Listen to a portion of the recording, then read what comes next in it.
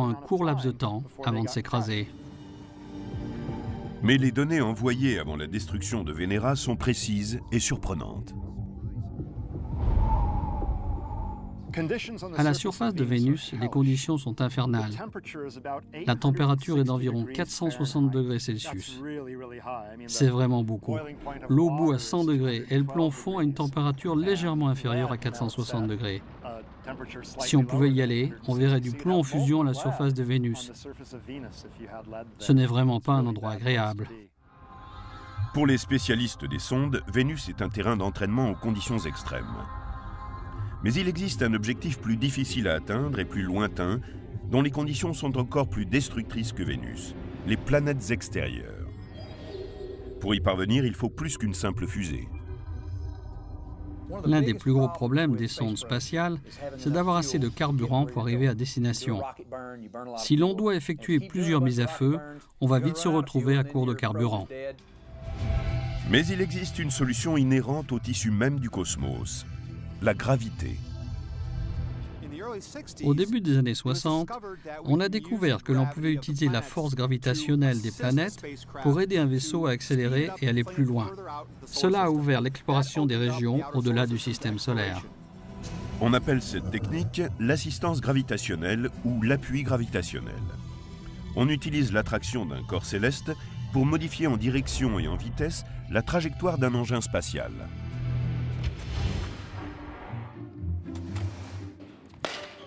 L'assistance gravitationnelle, c'est un peu comme frapper une balle de baseball. La sonde spatiale se dirige vers une planète, elle est happée par la gravité et redirigée dans une autre direction, tout comme en frappant la balle avec une batte. Quand la batte entre en collision avec la balle, elle modifie la direction de son trajet et elle peut la propulser plus vite qu'au départ.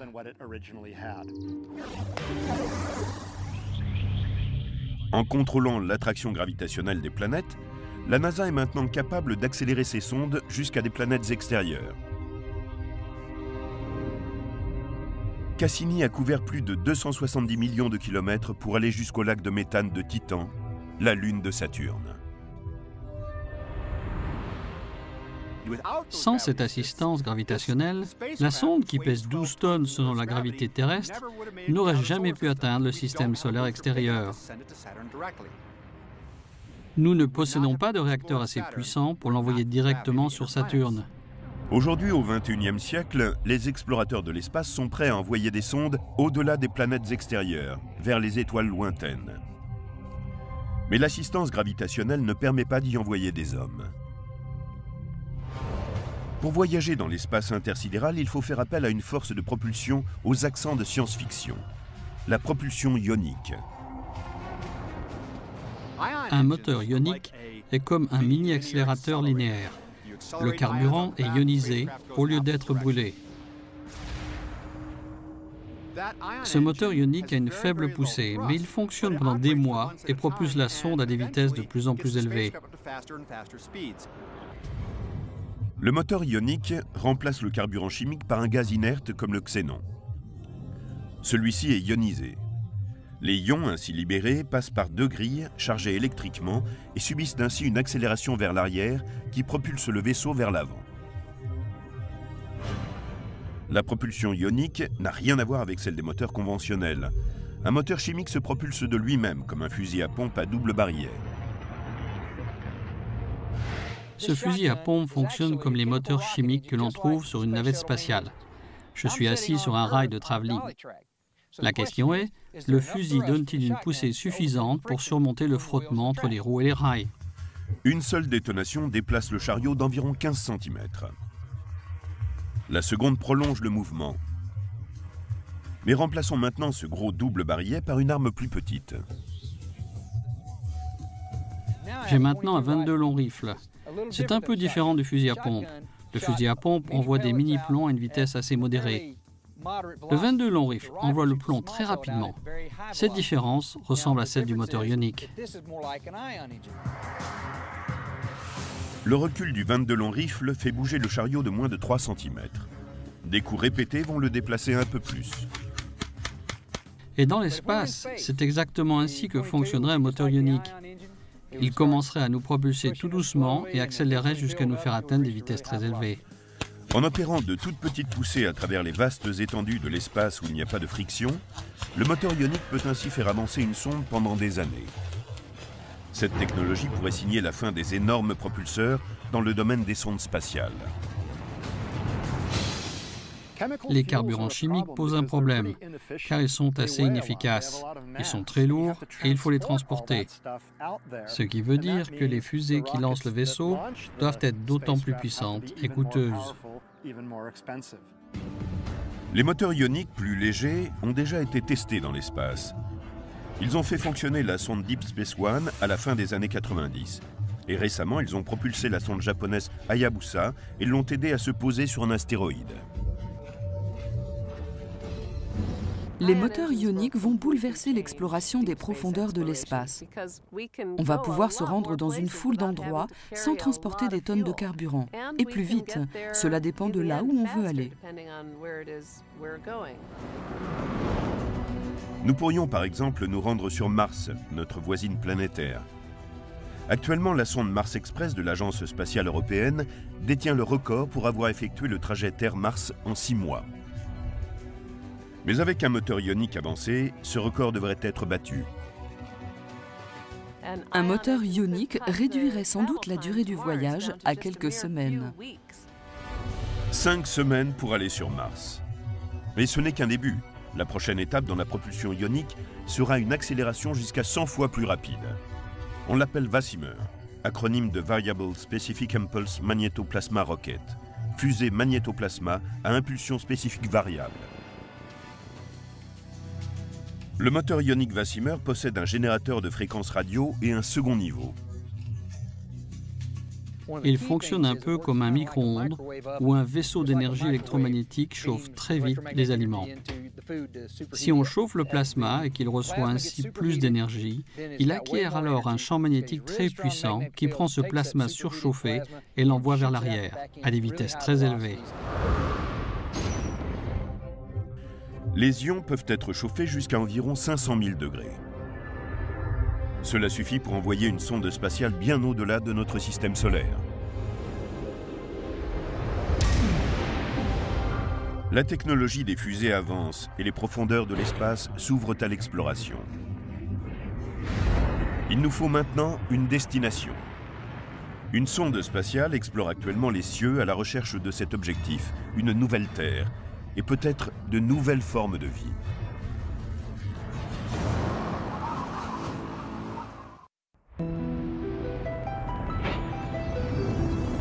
Les sondes spatiales sont à la pointe de l'une des quêtes les plus anciennes de l'astronomie. La recherche d'une autre Terre. Aujourd'hui, une nouvelle génération de robots explorateurs recherche des indices de planètes extrasolaires et sont en train de les trouver. Une planète extrasolaire est simplement une planète qui tourne autour d'une autre étoile que le Soleil. Nous avons 8 planètes majeures en orbite autour du Soleil, qui est une étoile typique. La question qui ne cesse de ressurgir depuis des siècles est de savoir s'il y a des planètes en orbite autour des étoiles que nous voyons la nuit. Depuis l'époque de Galilée, les scientifiques pensent qu'il pourrait exister d'autres planètes parmi les milliards d'étoiles. Mais la quête de planètes extrasolaires ou exoplanètes n'a pu réussir que 4 siècles après Galilée. En 1995, dans la constellation de Pégase, à 50 années-lumière de la Terre, les spécialistes ont découvert la première véritable planète extrasolaire, 51 Pégasi b, et cela uniquement grâce à des indices indirects. Si nous avons pu détecter ces planètes extrasolaires, c'est uniquement grâce à une technique appelée l'oscillation stellaire. Avec une grosse planète comme Jupiter, il va y avoir un mouvement d'oscillation de l'étoile. Également appelé l'effet Doppler, l'oscillation stellaire est observée à travers un télescope. Si la lumière de l'étoile passe régulièrement à une longueur d'onde rouge ou bleue, puis revient, c'est qu'il y a sans doute une planète en orbite qui entraîne ce changement. Au cours de la dernière décennie, les astronomes ont eu beaucoup de chance. Ils ont trouvé des centaines de planètes autour d'autres étoiles. Mais celles-ci sont les équivalentes des grosses planètes comme Jupiter, Saturne ou Neptune. Nous n'avons pas trouvé de Terre, s'il en existe. Nous avons déjà découvert avec certitude des centaines de planètes extrasolaires. Mais certaines d'entre elles sont-elles assez proches pour que nous puissions les explorer? C'est ce qu'Annabelle C. de Pennsylvanie nous a demandé. Elle nous a envoyé le texto suivant. En combien de temps une sonde spatiale atteindrait-elle l'exoplanète la plus proche avec le moyen de propulsion le plus performant? Annabelle, c'est une question très intéressante à laquelle il n'y a pas vraiment de réponse. Avec les technologies actuelles, une sonde spatiale pourrait sans doute atteindre une autre étoile en 100 000 ans. La plus proche que nous connaissions est à environ 10,5 années-lumière. Mais peut-être en existe-t-il d'une autre encore plus près. Ou peut-être pourrons-nous dans le futur améliorer la technologie de propulsion spatiale. Ainsi réduirait-on une durée de 100 000 ans. Mais la réponse envisagée pour le moment se situe entre 50 et 200 000 ans.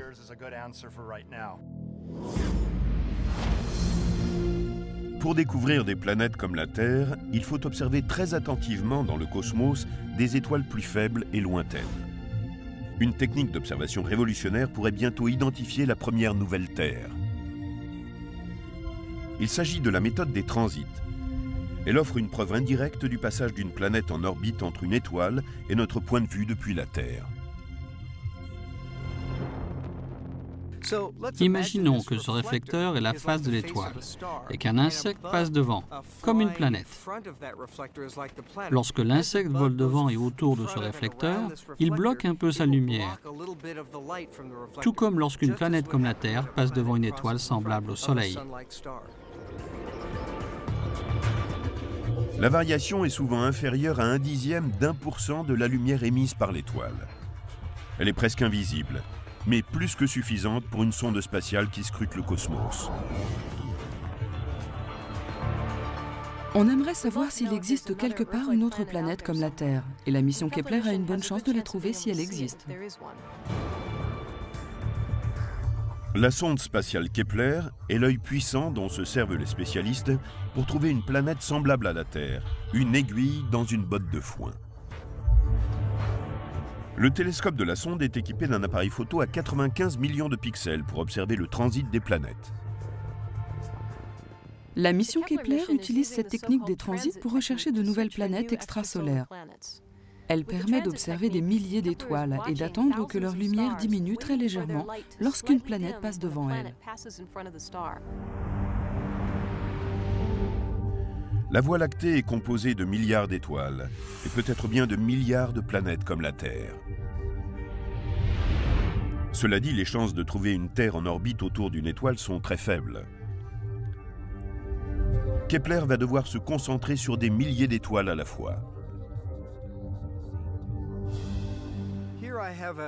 J'ai ici un DVD qui représente un système planétaire avec une étoile au centre et une planète qui tourne autour. La plupart du temps, le système planétaire est incliné par rapport à notre champ de vision. Donc la planète, en orbitant, ne passe jamais devant l'étoile en bloquant sa lumière. Mais avec un peu de chance, si le plan orbital de la planète est visible, elle croisera alors l'étoile, bloquera sa lumière et fera varier son intensité. Il nous faut donc observer des dizaines, voire des centaines ou des milliers d'étoiles pour avoir la chance d'apercevoir quelques planètes en train de passer devant l'étoile. Pendant que le monde attend, Kepler observe en permanence les étoiles lointaines. Mais si elle trouvait une nouvelle Terre, que découvririons-nous à son sujet ? À quoi ressemblerait-elle? Pourrait-il s'y trouver des formes de vie? Quand Kepler aura découvert des planètes comme la Terre, et je suis quasi certain que cela se produira, il faudra ensuite tenter d'analyser la lumière venant de cette planète. Quelle est la composition chimique de cette planète? Possède-t-elle une atmosphère d'oxygène ou simplement de dioxyde de carbone ou de méthane? Est-elle constituée de continents et d'océans? À l'heure actuelle, nous ne possédons pas la technologie qui permettrait d'analyser l'atmosphère d'une nouvelle Terre lointaine. Mais la situation est sur le point de changer. En 2015, le télescope spatial James Webb aura 4 fois la capacité d'imagerie de Hubble. Il permettra d'observer de petites molécules dans l'atmosphère d'une planète